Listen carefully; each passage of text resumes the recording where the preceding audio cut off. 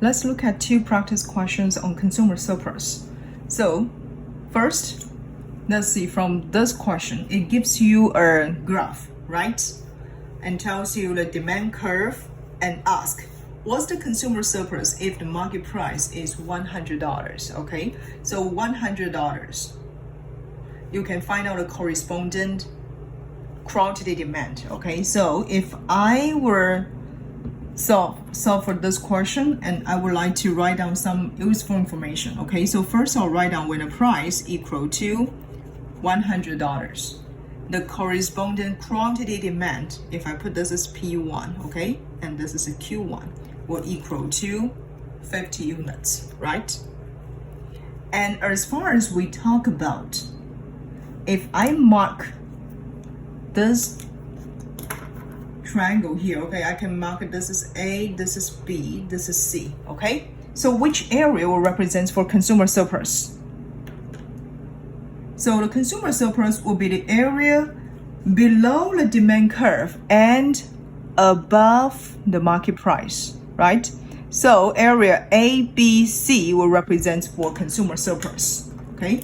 So I'll write it down here. Consumer surplus CS1 will equal to area A plus area B plus area C, okay? And we can easily to get this area because this is a triangle, right?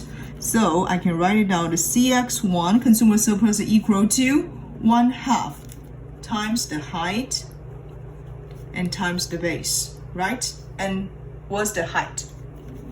So 1/2 times the height will equal to $200 subtract $100, right? So we will use $200 subtract $100 to get height. And then the base here will equal to 50 units, right? So 50 units. And then based on this, we can finally get the consumer surplus will equal to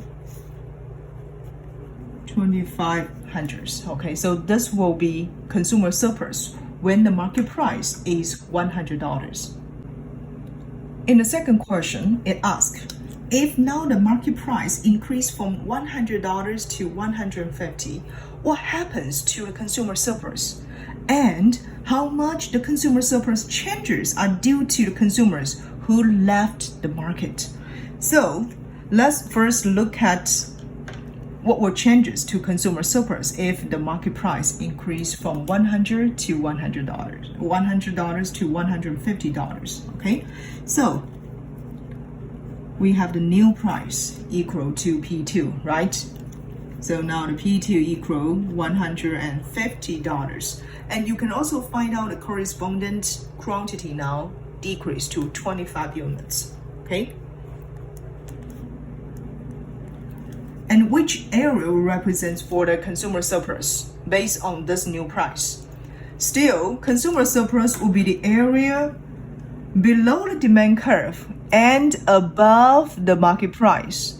So only area A here will represent for new consumer surplus, okay?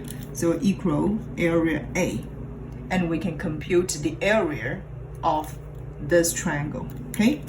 So the CS2 here will equal still 1/2 times the height times the base. 1/2 times the height now equal $200 subtract $150. And then times the base now decrease to 25 units, okay? Based on this, you can compute the new consumer surplus will equal $625, okay?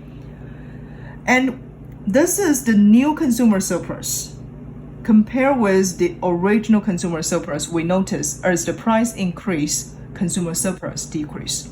But this question asks, how much of the consumer surplus changes due to the consumers who left the market? So let's look at this question. If the price is higher, okay, market price is higher, some consumers probably they will not purchase the product anymore, and then we will assume that consumers will left the market because the price is higher.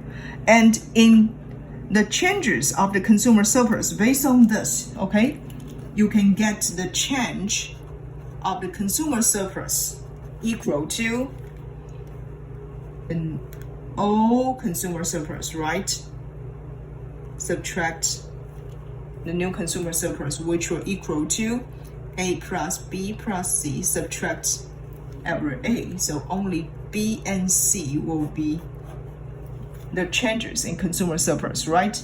However, which one will represent for the consumers who left the market? For this area C here, we can notice the quantity decreased from 50 to 25. Okay, so for this area C, it represents for the loss of consumer surplus for the consumers who are leaving the market. Okay, so I will just write it down.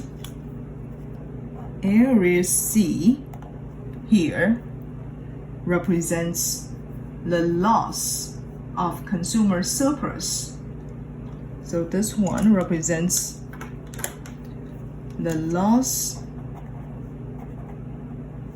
of consumer surplus due to the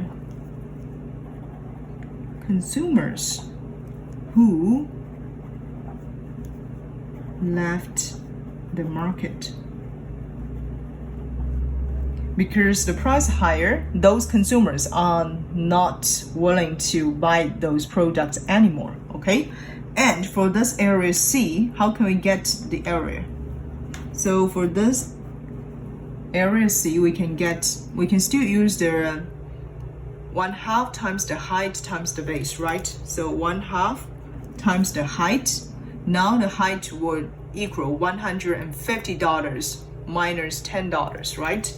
So 150 subtract $100, okay? And then times the base. The base will equal to this area, right? And this area is 50 subtract 25. And this will give us $625. So the change, or we said the loss in consumer surplus, there are $625 are due to the consumers who left the market. So from here, we can compute based on this. Okay, we can first compute the change in consumer surplus will equal to original, okay, 250 subtract $625, which will equal to $1,825. And within this change in the consumer surplus, there are 625 loss in consumer surplus due to the consumers who will not purchase the product anymore because the price for the product becomes higher.